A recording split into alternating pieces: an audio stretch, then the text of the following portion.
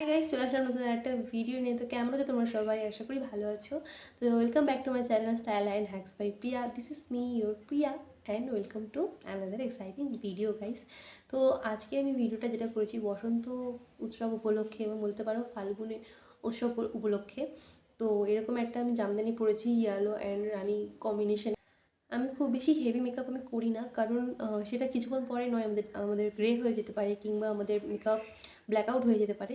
সে কারণে আমি খুব বেশি হেভি মেকআপ করি না, রাদার দ্যান যদি কোনো বিয়েবাড়ি থাকে তাছাড়া। তো এরকম ভিডিও লুকটা তোমরা ক্রিয়েট করতে পারো খুব ইজি, এবং প্রোডাক্টগুলো খুব কম প্রাইসে। যদি তোমরা বলো প্লিজ আমাকে কমেন্টস করো যে কী প্রোডাক্টের লিঙ্ক বা প্রোডাক্টের তোমাদেরকে দেবো কি না, কারণ কেউ কমেন্ট করো না বলে আমি দিচ্ছি না, কারণ সবাই আমি শো করে দিচ্ছি যেহেতু।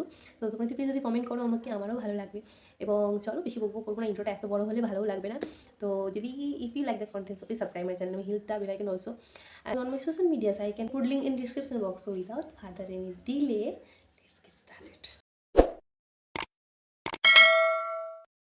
তো আমি আমার ফেসটা পুরোপুরি প্রেপ করে নিয়ে চলে এসেছি এবং আইব্রোটাকেও আমি সেট করে নিয়েছি অফ ক্যামেরা। তো এখানে প্রাইমারের জন্য নিয়েছি ইনসাইটের প্রাইমার, খুবই ভালো প্রাইমার, একদম ম্যাটিফাইং করে দেয় লুকটাকে, ফেসটাকে তোমার। তো আমার যেহেতু ডার্ক সার্কেল আছে সেই জন্য একটা অরেঞ্জ কালার কারেক্টার এবং একটা কনসিলার, লাইট কনসিলার দুটো একসাথে মিক্সড করে নিয়েছি যাতে না আমার স্কিনে অতিরিক্ত কিছু লেয়ার আউট হয়ে যাও। তো সেটাকে ভালোভাবে ড্যাম বিউটি ব্লেন্ডার দিয়ে তো ভালোভাবে ব্লেন্ড করে নিলাম।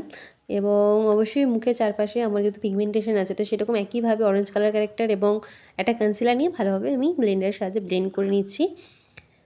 এর ফাস্ট ফরওয়ার্ড দেখাচ্ছি যাতে তোমাদের দেখতেও সুবিধা হয় এবং বোরিংও না লাগে। তারপর একটা স্পিন্সের 10 টাকা নেয় একটা পাউডার, সেটা দিয়ে আমি ভালোভাবে পুরো ফেসটাকে সেট করে নিচ্ছি যাতে না আমার ফাউন্ডেশন আর আমার কালার কারেক্টার একই সঙ্গে মিক্সড হয়ে যায়। হিসেবে তারপর একটা ফিটমির ফাউন্ডেশন নিয়েছি।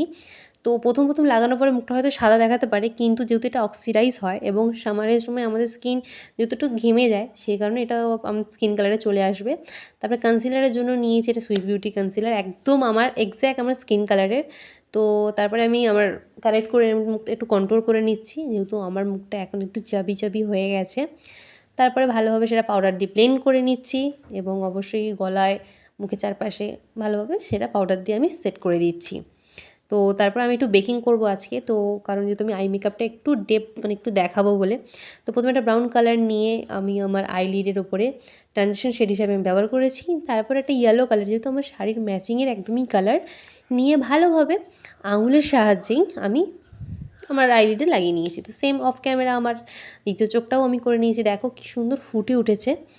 তারপরে একটা উইং আইলাইনার, কারণ উইং আইলাইনার এমনই একটা লাইনার, মানে এমন একটা সুন্দর যারা সবার চোখে মানায়, তো একটা উইং আইলাইনার আমি ড্র করে নিচ্ছি এবং খুবই ইজি ড্র করতে। দেখো তোমার একদম সিম্পল কিন্তু এলিগেন্ট। আমি সবসময় তোমাদেরকে বলি, কারণ আমি খুব বেশি লেয়ার আউট আমার মুখে করি না বা খুব বেশি আমি হেভি মেকআপ আমি করি না, আমার ভালো লাগে না।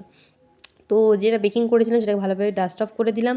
তারপরে সেম একই আইশ্যাডো কালার নিয়ে আমার চোখের নিচে আমি অ্যাপ্লাই করে নিয়েছি। এখানে মাস্কারার জন্য নিয়েছি ফেসেস ক্যানেডার মাস্কারা।